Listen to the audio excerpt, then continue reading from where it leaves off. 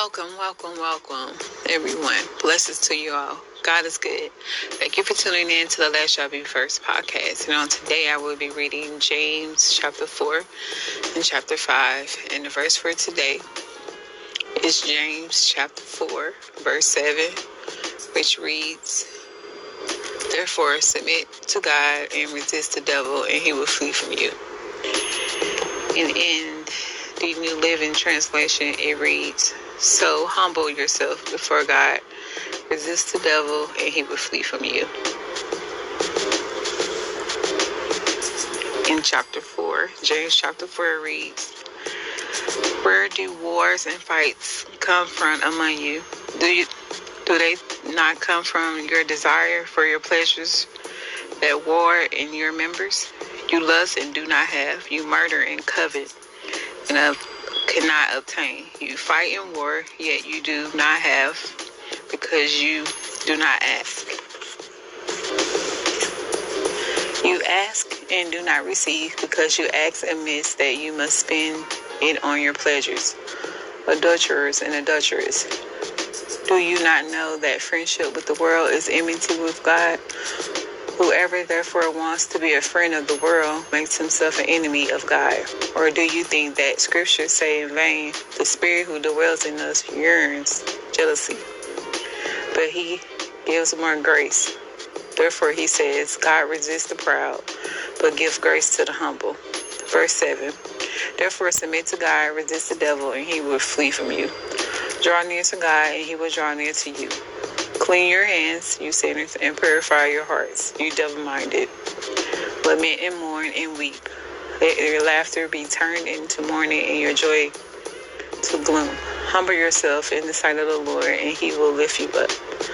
Do not speak evil of one another, brethren. He who speaks evil of the brother and judges his brother speaks evil of the law and judges the law. But if you judge the law, you are not a doer of the law, but a judge.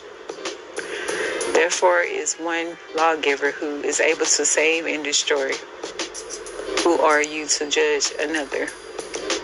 Verse 13, "Come now, you who say, today and tomorrow we will go to such and in such a city and spend a year there, buy and sell and make profit, whereas you do not know what will happen tomorrow. If what is your life? It is even a vapor that appears for a little time and then vanish away. Instead, you ought to say, if the Lord wills, we shall live and do this or that. But now you boast in your arrogance. All such boasting is evil. Therefore, to him who knows to do good and do not do it, to him it is sin." Chapter 5.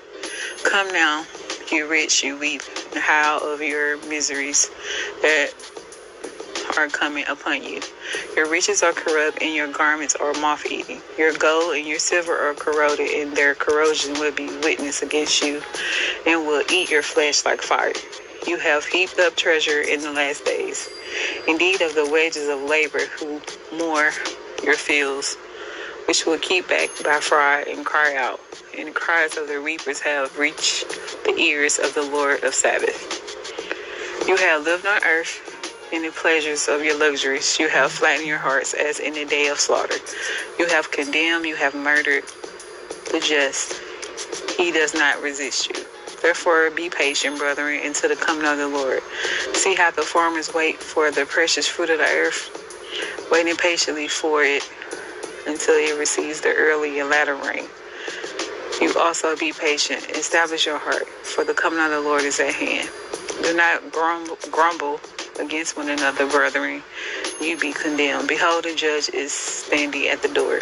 My brethren, take the prophets who spoke in the name of the Lord as an example of suffering and patience." Verse 11, "Indeed, we count them blessed who endure. You have heard the preservations of Job and seen the end intended by the Lord, that the Lord is very compassionate and merciful. But above all, my brethren, do not swear either by heaven or by earth with any oath, but let your yes be yes and your no, no, lest you fall into judgment. Is anyone among you suffering? Let him pray. If anyone is cheerful, let him sing psalms. If anyone among you sick, let him call for the elders of the church and let them pray over him. Anoint him with oil in the name of the Lord. And the prayer of faith will save the sick, and the Lord will raise him up. And as it has committed sin, he will be forgiven. Verse 16. Confess your trespasses to one another and pray for one another that you may be healed. The effective prayer of the righteous man avails much. Elijah was the man with nature like ours, and he prayed earnestly that it would not rain, and it did not rain on the land for 3 years and 6 months. And he prayed again, and the heaven gave rain, and the earth produced its fruit.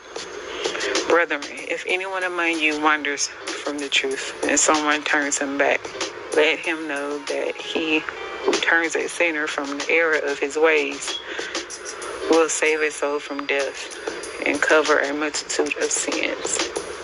And that was the end of reading James chapter 4 and James chapter 5.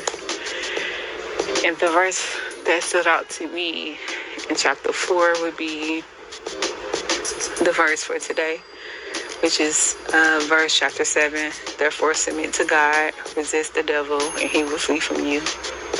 And verse 10, humble yourself in the sight of the Lord, and he will lift you up. And in chapter 5, it would be verse 8, which reads, you also be patient, establish your hearts, for the coming of the Lord is at hand. And it would be verse 16 as well, which reads, confess your trespasses to one another and pray for one another that you may be healed. The effective prayers of righteous man avails much. And those were the verses that stood out to me. And that is the end of my podcast. Thank you for tuning in to the Last Shall Be First podcast, because you are the last that shall be first. Blessings, everyone.